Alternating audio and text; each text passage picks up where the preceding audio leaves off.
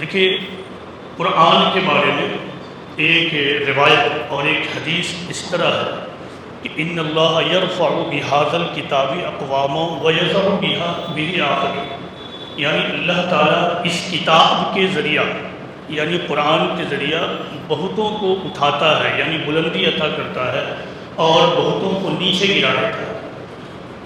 حضرت عمر رضی اللہ عنہ راوی ہے اس حدیث کے۔ اس حدیث پر غور کیجئے کہ حدیث رسول یہ ہے کہ اللہ تعالیٰ قرآن کے ذریعہ بہت سو کو بلندی عطا کرتا ہے، دوسرے لفظوں میں سکسیز عطا کرتا ہے، لیکن بہت سارے لوگ ایسے ہیں جن کو اس سے صرف فیلئر ملتا ہے۔ اب سوال یہ ہے کہ آج مسلمانوں کے پاس تو قرآن کی کاپی بے شمار موجود ہے۔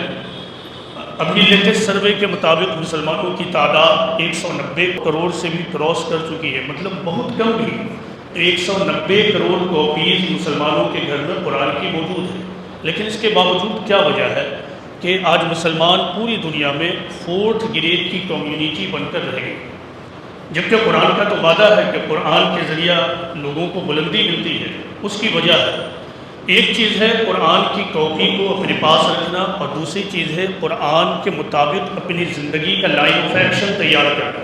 اس اعتبار سے سوچ کی 2 قسمیں بنتی ہیں۔